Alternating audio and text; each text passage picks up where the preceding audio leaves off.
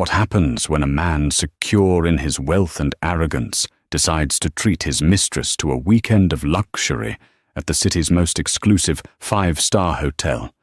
He books the best suite orders, the finest champagne, and openly mocks the quiet, unassuming wife he left at home. He believes he holds all the power, that his wife is nothing more than a decoration in the life he built. But he's about to learn a devastating lesson. While he was busy building an affair, his wife was busy building an empire. In the next few minutes, you'll witness the most spectacular, satisfying corporate takedown you've ever heard, when the cheated wife doesn't just walk in on her husband, she walks in as his new boss. Julian Sterling considered himself the king of his universe. His kingdom was a sprawling penthouse on Park Avenue, his chariot a gleaming black Rolls-Royce, and his subjects were the legions of employees at his private equity firm, Sterling Capital. He had forged his empire through ruthless ambition and what he called unshakable vision. In reality, it was old money leveraged with a predator's instinct for weakness. His wife, Amelia Sterling, was in his eyes the most beautiful and most useless of all his acquisitions. He had married her 10 years ago. She was the daughter of a small independent hotelier, a man Julian had openly disdained as a sentimental fool who cared more for guest satisfaction than profit margins. But Amelia was lovely, graceful, and possessed a quiet dignity that Julian mistook for docility. She was the perfect accessory for his galas, a serene presence in their cold, minimalist home, and a woman who never ever challenged him. He clothed her in Chanel, adorned her with Cartier, and in return he expected her to be silent, beautiful, and absent from his real life, the life of power deals and indiscretion. Lately that indiscretion had a name, Chloe Vance. Chloe was everything Amelia was not. She was a fiery, ambitious marketing associate from a rival firm with a razor-sharp tongue and a voracious appetite for the lifestyle Julian could provide. She was loud where Amelia was quiet, demanding where Amelia was accommodating. To Julian, she was a thrill, a validation of his power. He felt alive with her, not like the bored monarch he felt with his wife. The plan for the weekend was perfect in its audacity. He had told Amelia he was flying to Chicago for an urgent merger negotiation. "It's a killer deal, darling," he'd said, straightening his Tom Ford tie in the hall mirror, not even glancing at her. "I'll be locked in a boardroom all weekend. Don't wait up." Amelia simply nodded, her expression placid as she handed him his briefcase. "Be safe, Julian." He pecked her on the cheek, a gesture as sterile as a corporate handshake. He didn't notice the flicker of something in her eyes, a deep, unreadable current beneath a calm surface. He didn't notice because he had never bothered to look. An hour later, Julian wasn't at the airport. He was picking up Chloe from her downtown apartment. She slid into the passenger seat of his Aston Martin, a flash of red lipstick and expensive perfume. "Is everything set, baby?" she purred, running a manicured hand along his arm. "Only the best for you," Julian smirked. "I've booked the presidential suite at the Grand Elysian. Champagne on ice, private dinner, the works." The Grand Elysian was the crown jewel of New York's luxury hotels. It was an institution, a bastion of old-world elegance and modern opulence. It was also notoriously difficult to get a reservation for a top suite on short notice. "How did you manage that?" Chloe asked, impressed. "I heard it's booked solid for months." Julian laughed, a rich, arrogant sound. "Money doesn't just talk, my dear. It screams. Besides, I know people. A few calls a reminder of how much business my firm directs their way. They were more than happy to accommodate a valued client." He felt a surge of pride. This was what he did. He bent the world to his will. They arrived at the hotel, pulling into the private valet entrance. The doorman, resplendent in his uniform, greeted him by name. "Welcome back, Mr. Sterling." Inside the lobby was a masterpiece of marble gold leaf and colossal, fresh flower arrangements. The quiet hum of wealth was palpable. Julian, with Chloe, tucked possessively under his arm, strode to the front desk. The manager, a polished man named Mr. Abernathy, rushed out from his office to greet them personally. "Mr. Sterling, a pleasure. The presidential suite is ready for you. We trust everything will be to your satisfaction." "I'm sure it will be Robert," Julian said, using the manager's first name with practiced familiarity. He signed the check-in form with a flourish. As he did, he glanced at the hotel's logo, embossed on the top of the page, a golden E intertwined with a laurel wreath. The Elysian Hotel Group, a global symbol of 5-star luxury. Up in the suite, Chloe gasped. It was larger than her entire apartment, with panoramic views of Central Park, a grand piano in one corner, and a bottle of Dom Perignon chilling in a silver bucket. "Julian, it's breathtaking," she whispered, spinning around. He wrapped his arms around her from behind, nuzzling her neck. "This is where you belong, Chloe. Not with some 9-to-5 loser. With me. In a world without limits." "And what about her?" Chloe asked the question, a familiar refrain. Julian's face tightened for a second. "Amelia.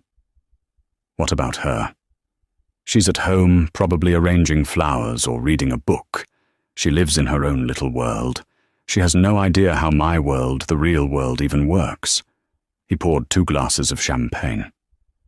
"Tonight and this weekend, she doesn't exist. It's just you and me." He handed her a glass, and they toasted. The crystal glasses chimed a delicate sound in the opulent room. Julian felt invincible. He had his brilliant career, his beautiful mistress, and a weekend of hedonism ahead of him. His quiet, compliant wife was miles away, blissfully ignorant in their gilded cage. He was the king, and the king could do no wrong. Down below, the city lights began to twinkle, and Julian Sterling believed with every fibre of his being that he was on top of the world. He had no idea he was standing on a precipice, and the ground was about to give way. While Julian and Chloe were losing themselves in the luxurious bubble of the presidential suite, another scene was unfolding 40 floors below in the hotel's executive wing. This part of the Grand Elysian was not for guests. It was a silent, carpeted world of polished mahogany and hushed, serious conversations, the nerve center of the entire Elysian Hotel Group's North American operations. In the main boardroom, a long table was surrounded by a dozen sober-faced executives. These were the vice presidents, the regional directors, the heads of finance and operations. They were the generals of a corporate empire, and they were all waiting. There was a nervous tension in the air. For weeks, rumors had been swirling. The company's patriarch and chairman, Marcus Thorne, had passed away unexpectedly, and the transition of power had been shrouded in secrecy. Thorne was a legend, a self-made titan who had built the Elysian brand from a single boutique hotel into a global behemoth. His passing had left a massive power vacuum.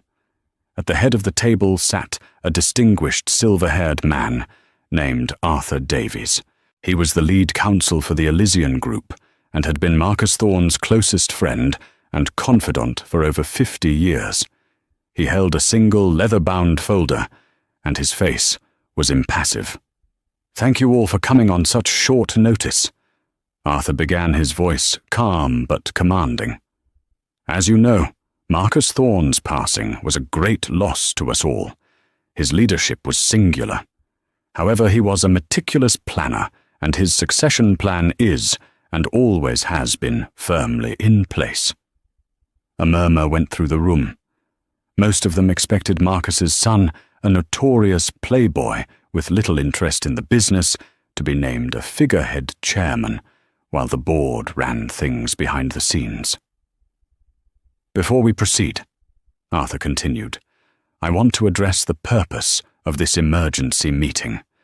It is not just to inform you of the transition. It is to introduce you to the new majority shareholder and chairwoman of the board of the Elysian Hotel Group, effective immediately." This sent a shockwave through the room. Majority shareholder chairwoman. The stock was thought to be divided among various trusts and institutional investors. No one knew of a single majority owner. Upstairs, blissfully unaware, Julian was recounting a story for Chloe's benefit. So I told him, the deal is the deal. You either have the stomach for it, or you don't. The man practically wept. He laughed, topping off her champagne. "You have to be ruthless in this business, Chloe. No room for sentiment." And Amelia. Chloe prompted, enjoying the way he denigrated his wife. It made her feel superior. "Sentiment is all she knows," Julian scoffed. Her father God, rest his soul, was the same. He owned one little hotel in the countryside. He knew all his guests by name. Can you imagine he called it hospitality? I call it a pathetic business model. He died with nothing but good memories. I plan to die with a legacy. He gestured around the suite. This is legacy, power, the things that matter. He had no idea that the pathetic hotelier he was mocking, Amelia's father, Robert Langdon, was the very man whose ghost was presiding over the meeting downstairs. In the boardroom, Arthur Davies opened the folder. Marcus Thorne was a brilliant businessman, but he was not the founder of the Elysian Group. He was a co-founder. His partner was a silent one, a man who preferred to stay in the shadows and focus on a single perfect property as his laboratory for the ideals that would define this brand. A man who provided the foundational philosophy of service that Marcus turned into a global strategy. That man's name was Robert Langdon. A few of the older executives shifted uncomfortably. They remembered the name a whisper from the company's early days. Robert and Marcus had an agreement, Arthur explained. Marcus would be the face, the builder. Robert would be the soul, the silent guardian of their shared vision. In exchange for his anonymity, Robert retained a 51% controlling stake in the parent company, a stake which upon his death 2 years ago passed to his sole heir, his daughter. The silence in the room was absolute. You could hear a pin drop on the thick wool carpet. For the past 2 years, Arthur said, his gaze sweeping across the stunned faces, she has honored her father's wish to observe, to learn the business from the inside out, to understand the legacy she was inheriting before taking her rightful place at its head. She has sat in on finance calls, under an alias, reviewed every operational report, and worked with me to prepare for this day. She felt it was now the right time to step out of the shadows. Ladies and gentlemen, it is my distinct honor to introduce you to your new chairwoman. The doors to the boardroom opened, and Amelia Sterling walked in. She was not the woman Julian left at home. The soft pastel cardigans were gone, replaced by a tailored dark navy suit that bespoke quiet authority. Her hair was pulled back in a sleek professional chignon. Her face, free of the placid accommodating expression she wore for Julian, was composed, intelligent, and serious. The only hint of her old life was the simple gold locket she wore, a gift from her father. She walked to the head of the table and stood beside Arthur Davies, her posture perfect, her gaze sweeping over the powerful executives who were now technically her subordinates. There was no fear in her eyes, only resolve. "Good afternoon," she said, her voice clear and steady, devoid of the soft gentleness Julian was used to. "My name is Amelia Langdon Sterling. My father, Robert Langdon, believed that true luxury wasn't about gold taps and chandeliers. It was about dignity, the dignity of our guests, and the dignity of our staff. For 2 years I have watched this company. I have seen where we honor that vision, and I have seen where we have allowed profit margins to erode our soul. That is going to change. We are going to return to the core principles my father built this company on. Our work begins today." One by one, the stunned executives rose to their feet, their applause starting hesitantly, and then growing into a thunderous ovation of respect and surprise. The Queen had not been in the gilded cage. She had been in the war room preparing for her coronation. Upstairs, Julian's phone buzzed. It was a text from one of his contacts on the Elysian board, a man he played golf with. He glanced at it, frowning. The message read, "Julian, you will not believe what just happened. You need to get down to the boardroom. Now." Julian scoffed, showing the phone to Chloe. "More corporate drama. Someone probably got fired. Let them sort it out." He put his phone on silent and turned his attention back to his mistress. He was king of his castle, and he would not be disturbed. The Do Not Disturb sign hung on the handle of the presidential suite, a useless ward against the storm that was gathering. Inside, Julian and Chloe had ordered room service, an extravagant affair of lobster and steak, which they ate while laughing about the trivialities of their respective offices. For Julian, this weekend was a perfect escape, a hermetically sealed world of pleasure, where the rules of his other life didn't apply. His phone, though on silent, had been vibrating incessantly on the nightstand. He ignored it. It was probably his COO, panicking about some minor detail in the Chicago deal, the deal that didn't exist. He felt a smug satisfaction at his own cleverness. Downstairs, Amelia's first board meeting was a masterclass in quiet efficiency. She didn't make grand, sweeping pronouncements. Instead, she asked precise, insightful questions that revealed an encyclopedic knowledge of the company's financials and operations. She spoke of occupancy rates in the Tokyo branch, guest satisfaction scores in the London flagship, and staffing issues in their new Dubai resort. The executives who had initially been skeptical of this unknown heiress were now looking at her with a mixture of awe and intimidation. This was no trophy wife. This was a leader.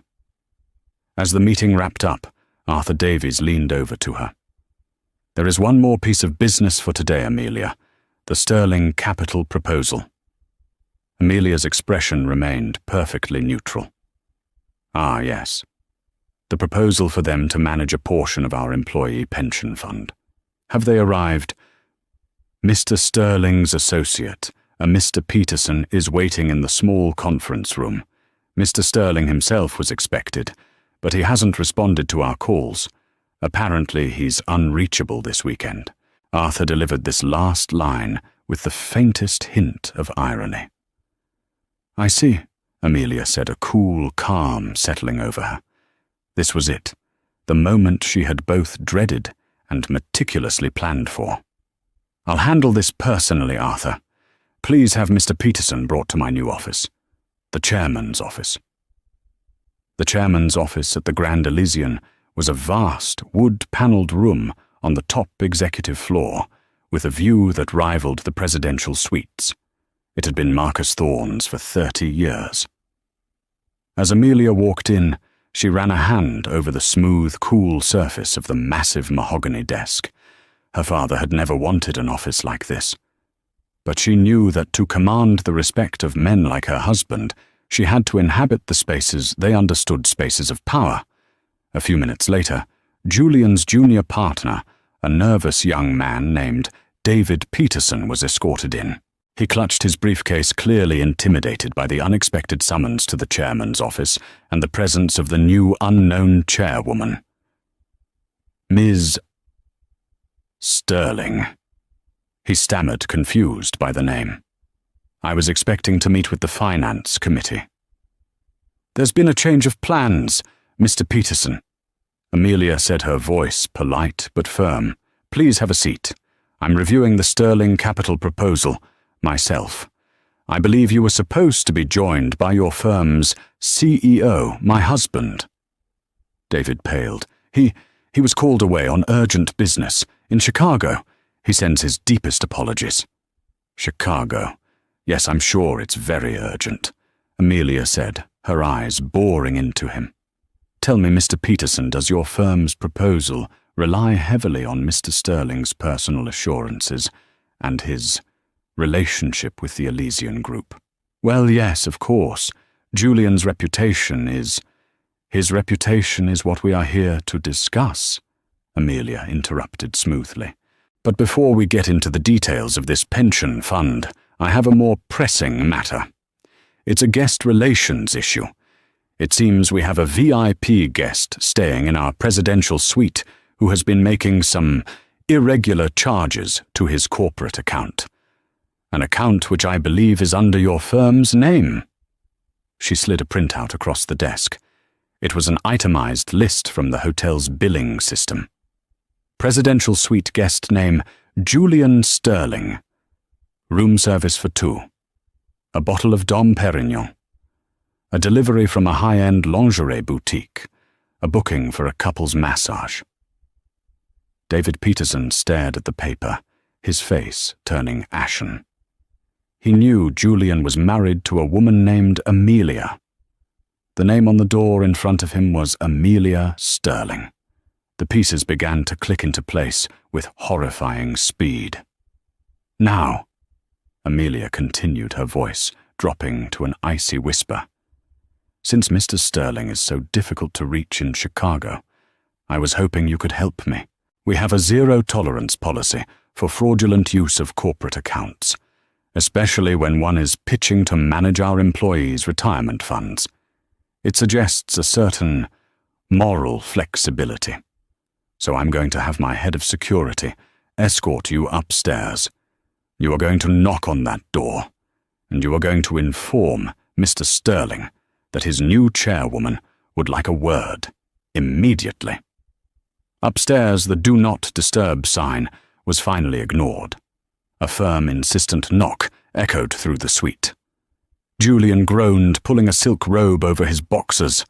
Who in God's name is that? He stomped to the door, ready to unleash his fury on whatever staff member had dared to bother him. He wrenched the door open and froze. Standing there was not a bellhop or a maid. It was David Peterson, his face pale with terror. Behind him stood 2 imposing men in sharp suits, hotel security. David, what the hell are you doing here? Julian demanded, his voice a low growl. Julian, you have to come with me, David stuttered. There's a meeting, downstairs, with the new chairwoman. Chairwoman, what are you talking about? I'm busy. Tell them to reschedule. Julian snapped, trying to close the door. One of the security men put a firm hand on the door, stopping it.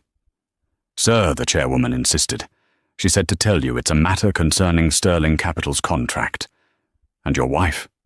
Julian's blood ran cold. His wife. How could they know about Amelia? Did she have a car accident? Was she ill? 100 scenarios ran through his mind, none of them preparing him for the truth. Chloe appeared at his shoulder, wrapped in a sheet. Julian, darling, is everything all right? David Peterson's eyes widened in horror as he saw her. The whole sordid picture was now complete. Get dressed, Julian hissed at Chloe, his mind racing. Both of you, give me 5 minutes. He threw on the first suit he could find, his hands trembling slightly. This made no sense. He walked through the hushed executive corridors flanked by security, his bravado evaporating with every step. They led him to the chairman's office. The door was slightly ajar. He pushed it open and stepped inside. And there she was, his wife, Amelia. Standing behind the enormous desk, not as a visitor but as its occupant. She looked up from a file and her eyes met his. There was no pain, no tears, no shock. There was only the cool, appraising look of a superior assessing a subordinate. A deeply disappointing subordinate. The world tilted on its axis. The floor seemed to fall away from beneath Julian's feet. The king had just walked into the throne room, only to find his quiet, unassuming queen sitting on his throne. And she wasn't smiling. "Julian," Amelia said, her voice as crisp as a freshly printed stock certificate. "So glad you could finally join us. We have a great deal to discuss." The silence in the chairman's office was a living thing, thick and suffocating. Julian Sterling, a man who commanded boardrooms and terrified subordinates, with a single glare stood frozen in the middle of the room, his mind struggling to process the impossible reality before him. The woman he had dismissed as a decorative object was standing in the seat of ultimate power of a global corporation, looking at him not as a wife, but as a problem to be managed. "Amelia, what? What is this? Is this some kind of joke?" He finally managed the words catching in his throat. "I can assure you, Julian, my position on this board is no joke," she replied, her tone devoid of any emotion he recognized. She gestured to the chair opposite her desk. "Please, sit." It was a command, not an invitation. He sank into the leather chair, his legs feeling weak. He looked at her truly. Looked at her for the first time in years. He saw the intelligence in her eyes. He had always ignored the strength in her posture he had never credited her with. The woman he thought he knew was a complete stranger. "How oui," was all he could ask. "My father," she said simply. "Robert Langdon. The sentimental fool you so often pitied. He was the co-founder and silent majority shareholder of this entire company. He left his 51% controlling stake to me. I've spent the last 2 years learning the business, preparing to take my place. Your tryst just happened to coincide with my first day." She delivered this information with the detached air of someone discussing last quarter's earnings report.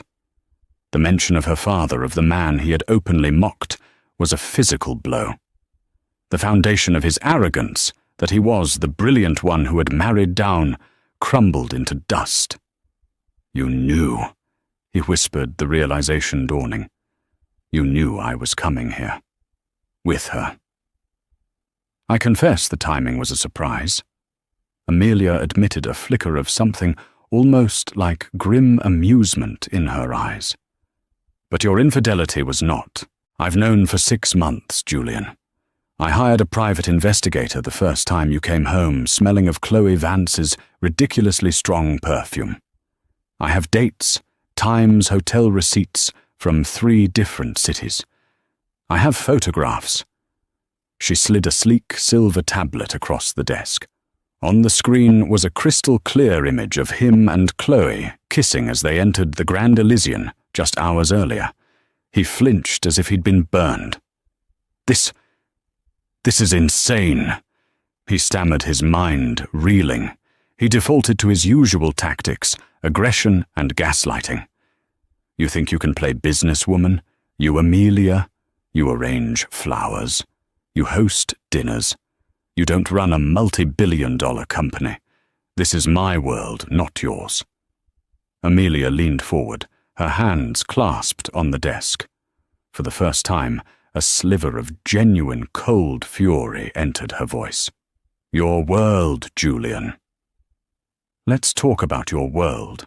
A world where you lie to your wife, where you use your corporate card to entertain your mistress, and where you bring that mistress to a hotel that you are simultaneously trying to woo as a client. It's not just immoral, it's monumentally stupid. And bad for business." She picked up the Sterling Capital proposal, holding it between her thumb and forefinger, as if it were contaminated. "This proposal is rejected," she stated flatly. "The Elysian Group will not be entrusting its employees' futures to a man of such questionable judgment and character. Arthur," she said, speaking to her lawyer who had been standing silently in the corner of the room, "please see to it that a press release is drafted. Announce my appointment as chairwoman and state that effective Immediately, the Elysian Hotel Group is severing all professional ties with Sterling Capital, pending a full review of our past dealings." "What? No." Julian shot to his feet. "You can't do that. That will ruin me. Our finances are tied together. You'll be destroying yourself too." "You seem to be confused," Amelia said, her voice dangerously quiet. "You and I have joint finances, but I also have a personal fortune inherited from my father that you have never been aware of. One that now gives me a net worth approximately 20 times greater than yours. I am not destroying myself. I am excising a tumor." She stood up, walking around the desk, to stand directly in front of him. He was taller, broader, but in that moment she towered over him. "You will leave the presidential suite immediately. My security will escort you and Ms. Vance from the premises. Your belongings will be packed and sent to your office. You will find the locks on our home have been changed. My divorce lawyer will be serving you with papers on Monday morning. The grounds will be infidelity, with ample evidence to support it. I will be petitioning to have our prenuptial agreement voided on the basis of fraudulent concealment of assets, though I suspect you'll have little left to fight for by the time this is over." Every word was a perfectly aimed shot, dismantling his life piece by piece. His business, his home, his reputation, all gone in the space of 5 minutes. He stared at her, utterly defeated. The arrogance was gone, replaced by a desperate, pleading look. "Amelia, please. We can talk about this. Don't do this." "The time for talking was 10 years ago. Julian," she said, her voice softening almost imperceptibly, not with pity, but with a deep, ancient sadness. "The time for talking was every time you looked through me instead of at me. Every time you dismissed my thoughts, my family, my worth. You didn't just cheat on me, Julian. You erased me. And that is something I will not forgive." She turned away from him, walking towards the vast window overlooking the city. "Arthur, please show Show Sterling out." As Julian was led from the room, a ghost of his former self, he passed the small conference room where Chloe was being detained by another member of security. She saw the look on his face, and her own expression of indignation crumpled into fear. She had bet on a king and had just discovered he was nothing but a court jester. Her golden ticket had just been incinerated. Julian didn't even look at her. He was led past the stunned executives, through the opulent lobby where he had strode so confidently just hours before, and out into the harsh light of the afternoon. The doorman who had greeted him with such deference now looked at him with a blank, professional impassivity. The Rolls-Royce and the Aston Martin were gone, likely already being dealt with by Amelia's people. He stood alone on the sidewalk, a king without a kingdom, a man without a home. The city that had been his playground now felt alien and hostile. He had believed he was on top of the world, but he had only ever been a guest in his wife's empire. And checkout time was immediate. The fallout was not a slow burn, it was a detonation. By Monday morning, the business world was buzzing. The press release from the Elysian Group was a masterstroke of corporate messaging. It celebrated the appointment of a dynamic new chairwoman, Amelia Langdon Sterling, the brilliant and private heiress to the company's foundational fortune, and in a short, brutal paragraph, announced the termination of its relationship with Sterling Capital due to a fundamental divergence in corporate ethics and vision. The phrase, fundamental divergence, was just vague enough to be legally safe, but to the sharks on Wall Street, it smelled of blood. Julian's phone, which had been silent with ignored calls from his office, now blew up for a different reason. Investors were calling, demanding to know what had happened. Clients were panicking. The Elysian Pension Fund was a major account, but the reputational damage was infinitely worse.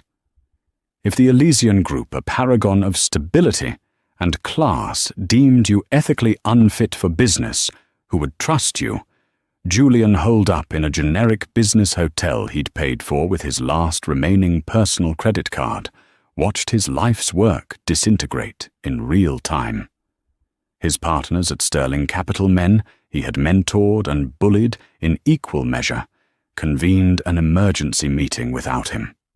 By noon, he received an email informing him he had been placed on indefinite leave pending an internal investigation. They were cutting him loose to save the firm. At the same time, Amelia's legal team moved with surgical precision.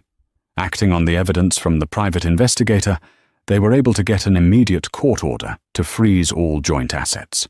Julian went to an ATM to withdraw cash and found his accounts were locked. His corporate cards were declined. The river of money that had defined his existence had been dammed at its source. He tried to call Amelia, but the number went straight to a crisp, polite assistant who informed him that Ms. Sterling's schedule is fully committed. He was being handled, managed, outsourced. The divorce papers arrived delivered by a courier to his hotel lobby. They were thick, detailed, and utterly ruthless. Amelia wasn't just asking for a divorce.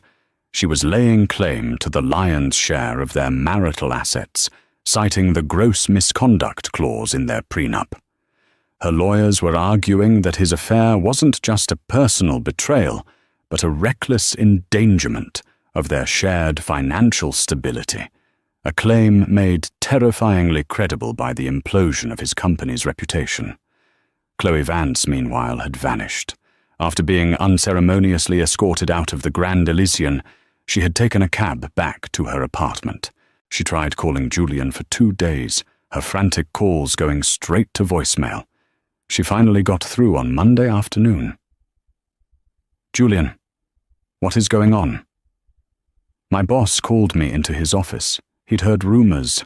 They're letting me go. They said I'm a reputational risk." Her voice was shrill with panic. "Join the club," Julian said bitterly. "It's over, Chloe. She's wiped me out." "What do you mean, you? What about us? You made me promises. You said you were going to leave her. You said we had a future." Julian laughed, a harsh, ugly sound. "A future? I don't even have a present.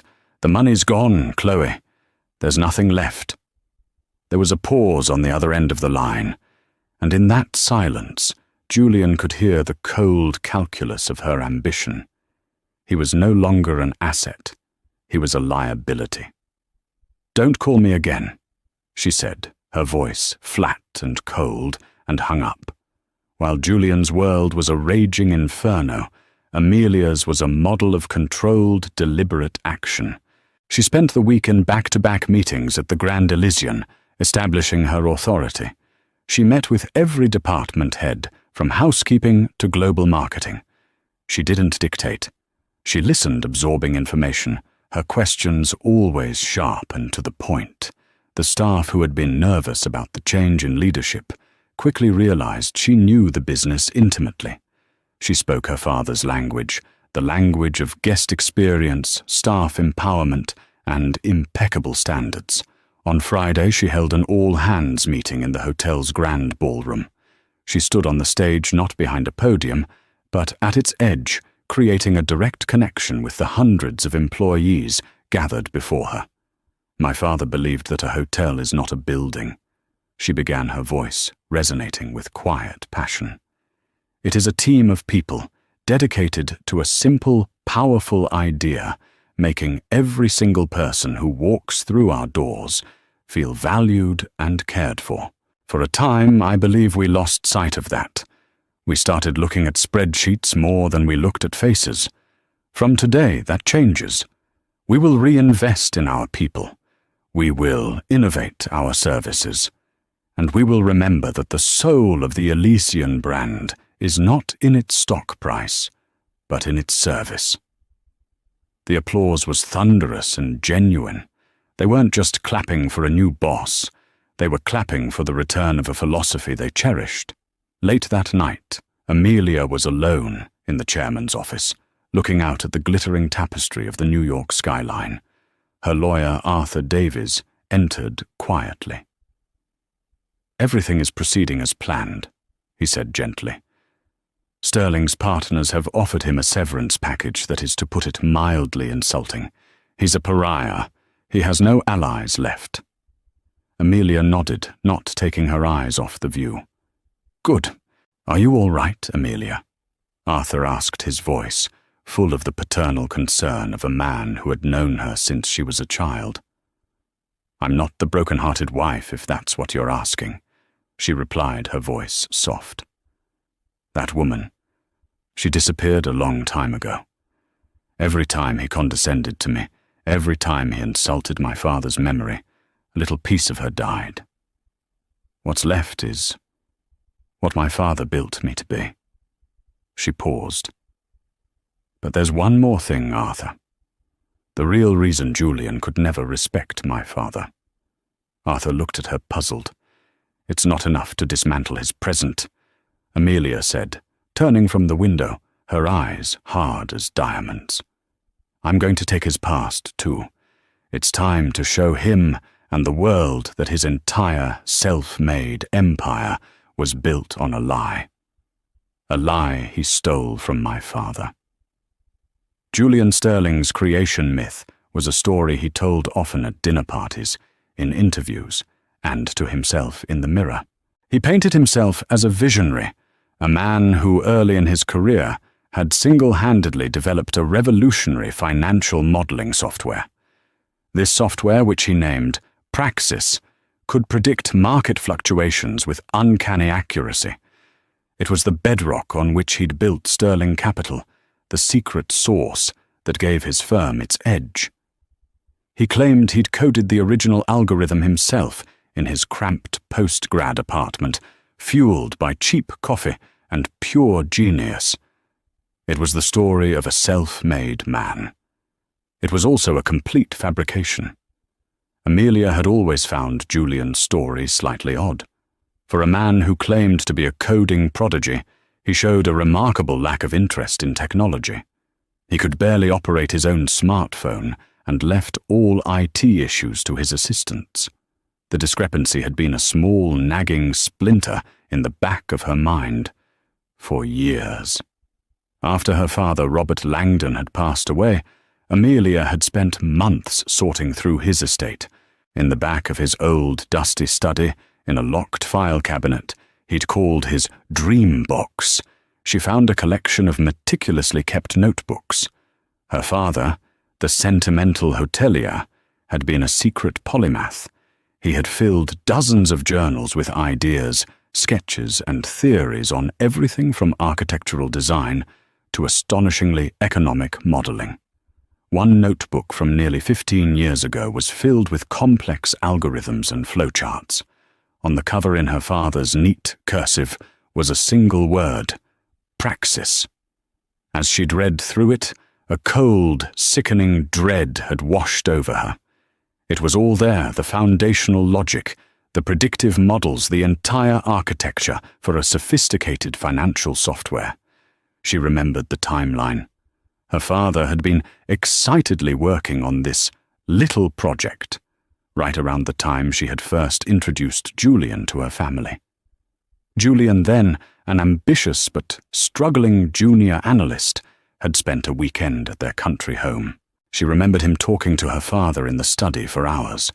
Julian had later dismissed it to her as the fascinating but impractical ramblings of your dear old dad. He hadn't just dismissed it.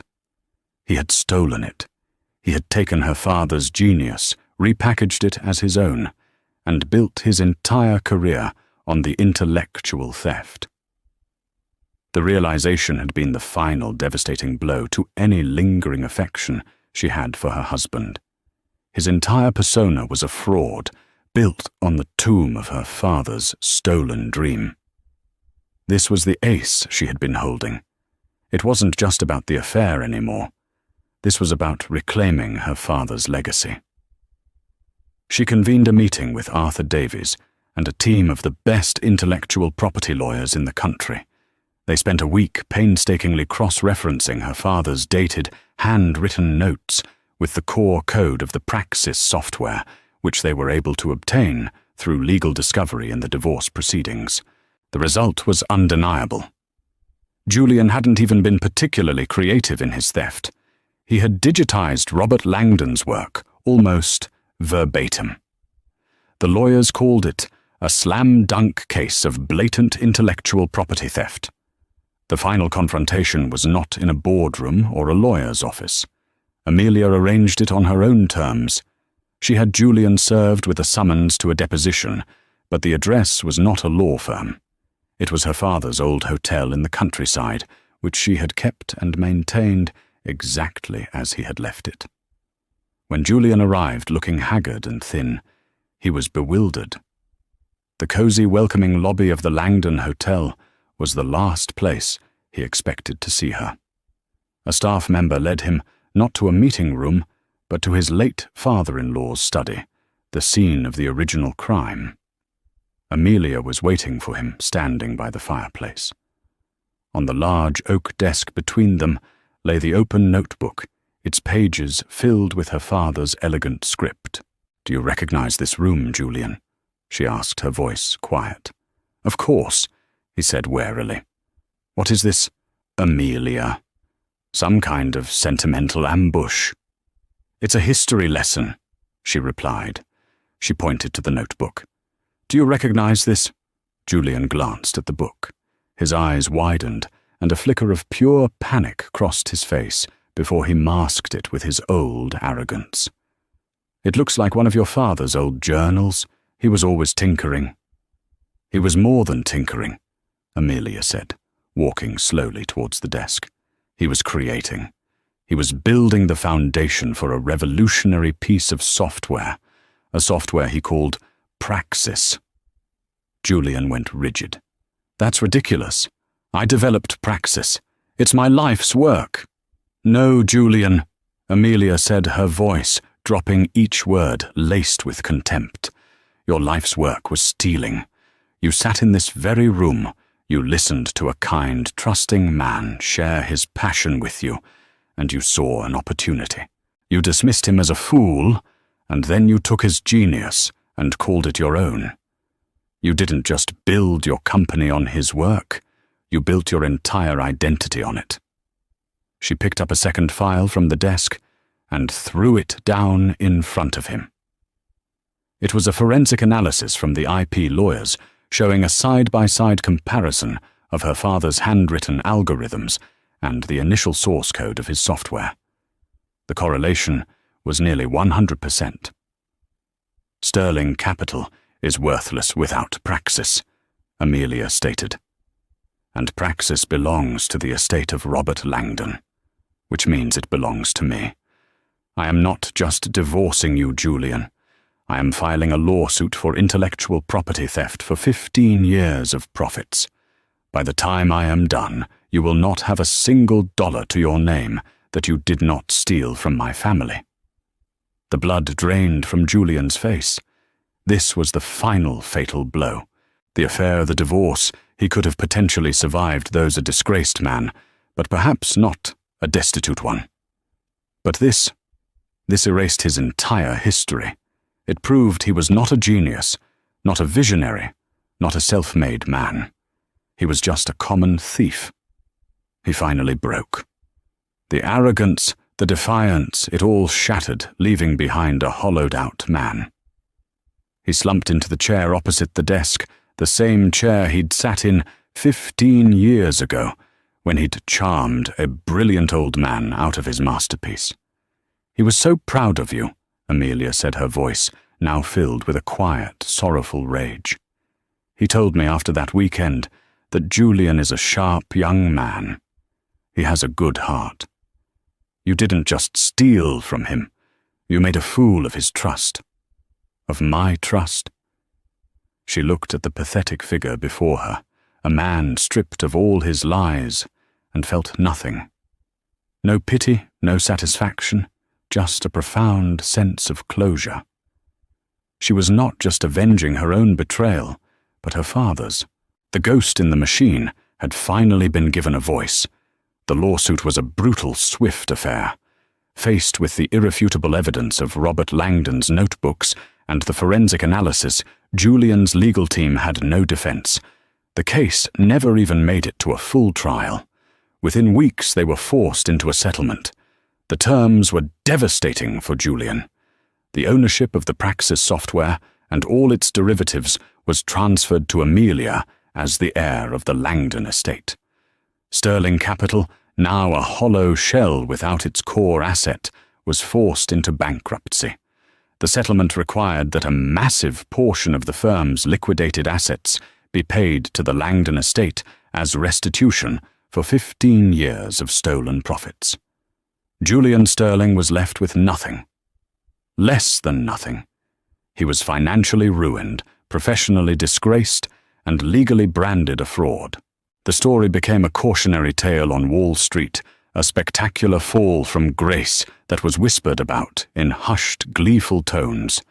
He disappeared from public life, rumored to be living in a small rented apartment, a ghost haunting the edges of a world he once commanded. Amelia, however, was just beginning. She did not shutter the remains of Sterling Capital. Instead, in a move that stunned the financial world, she used her own capital to acquire the bankrupt firm's assets, its client lists, its infrastructure, its remaining analysts. She then folded it into a new subsidiary of the Elysian Group.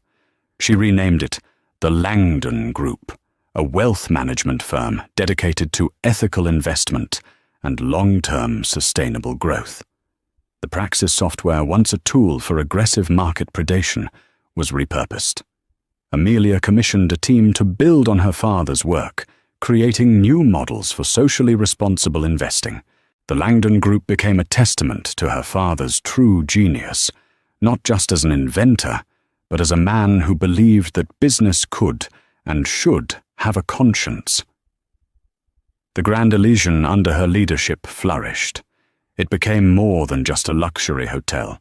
It became a symbol of a new kind of leadership. Amelia invested heavily in her staff, offering education grants, profit-sharing programs, and wellness benefits that were unheard of in the hospitality industry. Employee morale soared, and service quality already high reached legendary status.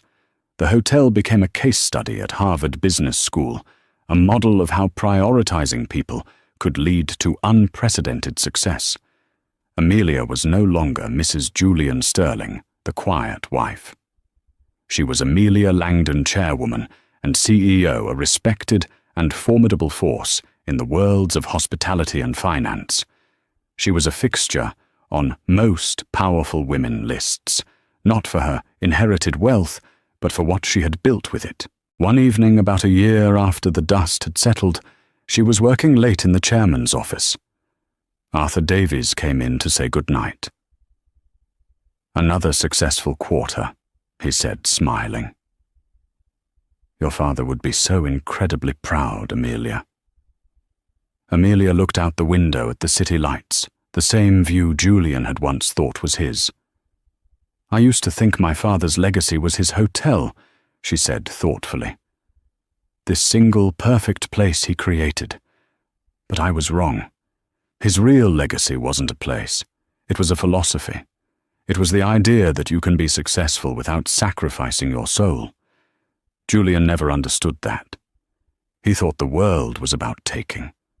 My father knew it was about building." She had not just reclaimed her life. She had reclaimed her father's name and his vision, amplifying it on a global scale he had never dreamed of. She had transformed her pain into purpose, her inheritance into a force for good. She was not defined by the man who had wronged her, but by the man who had inspired her. She had lost a husband and a life she thought she knew, but she had found herself. She was the architect of her own empire. Now an empire built not on theft and arrogance, but on dignity, integrity, and the enduring spirit of a sentimental old hotelier. She was finally and completely her father's daughter. and her reign was just beginning. And that's how a woman who was underestimated, ignored and betrayed, turned the tables in the most epic way possible. Amelia's story isn't just about revenge. It's a powerful reminder that a person's true worth is never defined by how others see them. It's about inner strength, hidden talents, and the quiet, meticulous work that goes on behind the scenes. While Julian was focused on the shallow thrill of an affair, Amelia was playing the long game, honoring her father's legacy and preparing to claim her own. She proved that the most powerful empires aren't always the loudest. Sometimes they're built in silence, waiting for the perfect moment to be revealed. If you found this story as satisfying and empowering as I did, please hit that like button to let me know. Share this video with someone who needs a reminder of their own strength. And most importantly, subscribe to the channel and ring the notification bell so you don't miss our next story of justice and vindication. Thank you for listening.